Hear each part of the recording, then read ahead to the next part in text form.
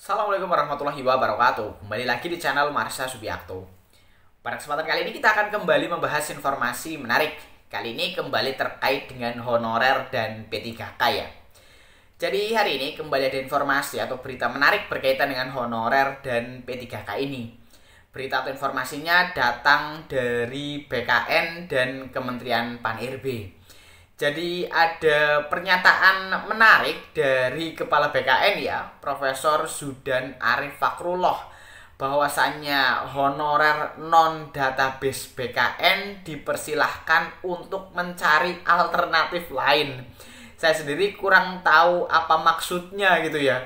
Sebelumnya, beliau Prof. Zudan sempat menyampaikan bahwa honorer non-database PKN pun punya peluang atau bisa diangkat menjadi P3K penuh waktu. Mohon maaf, P3K paruh waktu. Syaratnya, tenaga honorer non-database PKN ini harus sudah mengikuti seleksi P3K formasi tahun 2024, tetapi tidak dapat mengisi lowongan kebutuhan. Kemudian, syarat lainnya tentunya adalah diusulkan oleh PPK atau pejabat pembina kepegawaian. Tetapi kali ini kok disuruh cari alternatif lain. Maksudnya seperti apa, saya sendiri masih bingung gitu ya. Dan untuk lebih jelasnya berkaitan dengan pernyataan dari Kepala BKN ini, kali ini kita akan coba lihat beritanya ya. Langsung saja, bagi yang penasaran, simak terus. Oke, bismillahirrahmanirrahim. Langsung saja kita mulai. Jadi inilah berita atau informasi terkait dengan pernyataan dari Kepala BKN ya, Profesor Zudan Arif Fakrullah, kepada honorer atau tenaga non-ASN yang tidak masuk dalam database PKN. Jadi kita coba lihat beritanya ya.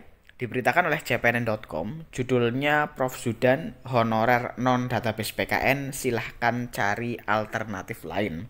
Saya sendiri kurang tahu maksudnya seperti apa ya, jadi kita coba lihat. Kepala Badan Kepegawaian Negara, Profesor Zudan Arif mengatakan, para honorer database PKN yang tidak mendapatkan formasi pegawai pemerintah dengan perjanjian kerja 2024 akan diangkat menjadi P3K paruh waktu. Adapun bagi honorer non-database PKN, Prof. Zudan mempersilahkan mereka mencari alternatif lain. Ditegaskan juga bahwa penyelesaian afirmasi tenaga honorer akan berakhir tahun ini. Pemerintah menargetkan bahwa tahun ini adalah tahun terakhir penyelesaian tenaga honorer. Jadi bagi tenaga honorer non-database PKN, silahkan cari alternatif lain, misalnya melalui jalur seleksi CASN yang diadakan sesuai dengan standarnya. Terang Prof. Zudan dalam forum evaluasi pelaksanaan seleksi P3K tahap 2 formasi tahun 2024 Rabu 30 Juli 2025, dikutip dari keterangan resmi Humas PKN. Forum evaluasi seleksi P3K tahap 2 2024 ini diikuti oleh sejumlah pimpinan unit kepegawaian, kementerian, lembaga, dan daerah. Dijelaskan Prof. Zudan bahwa honorer database PKN yang akan diakomodir pemerintah melalui skema paruh waktu nantinya secara bertahap akan beralih menjadi P3K penuh waktu. Pemerintah juga menyediakan opsi bahwa tenaga non-ASN database PKN yang ditampung dalam skema paruh waktu bisa suatu saat diangkat secara bertahap menjadi penuh waktu jika kondisi ekonomi daerah sudah mumpuni sehingga bisa mengalokasikan belanja pegawai untuk penuh waktu, kata Prof. Zudan. Deputi Bidang SDM Aparatur Kemenpan RB Abbas Subagja menjelaskan bahwa seleksi P3K 2024 yang dialokasikan khusus penyelesaian honorer harus dievaluasi. Apakah sistem rekrutmen kategori tersebut mampu meningkatkan pelayanan publik pada organisasinya atau tidak. Kemenpan RB dan BKN memiliki peran dan tanggung jawab yang lebih besar. Jadi bukan sekadar penyelesaian persoalan tenaga honorer saja. Kita, Kemenpan RB dan BKN, harus fokus pada substansi-substansi tata kelola ASN yang mendukung pelayanan publik, reformasi birokrasi, dan asta cita presiden, kata Abba. Deputi Bidang Sistem Informasi dan Digitalisasi Manajemen ASN PKN Suharman menyebutkan, hasil seleksi P3K tahap 1 atau yang mendapatkan formasi P3K penuh waktu sebesar 690.918 orang dan telah diumumkan pada tanggal 24 sampai 31 Desember 2024 lalu.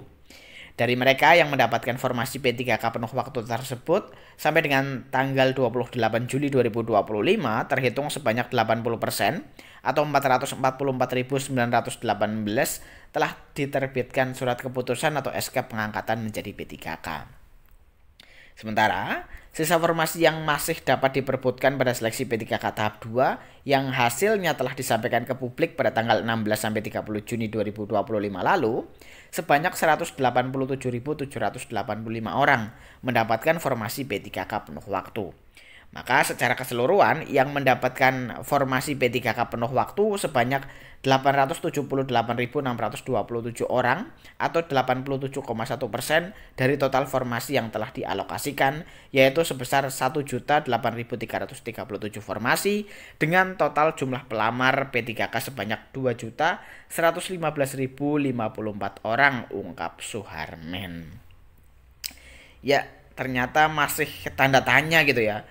Di lain kesempatan, Prof. Zudan mengatakan bahwa honorer non-database PKN juga bisa diangkat menjadi P3K penuh waktu, tetapi dengan persyaratan-persyaratan gitu ya. Salah satunya harus mengikuti seleksi P3K formasi tahun 2024, tetapi tidak mendapatkan formasi atau dengan kata lain mendapat kode R4. Tetapi di sini disuruh mencari alternatif lain gitu ya. Saya sendiri kurang tahu karena di beritanya juga tidak menyebutkan maksudnya seperti apa.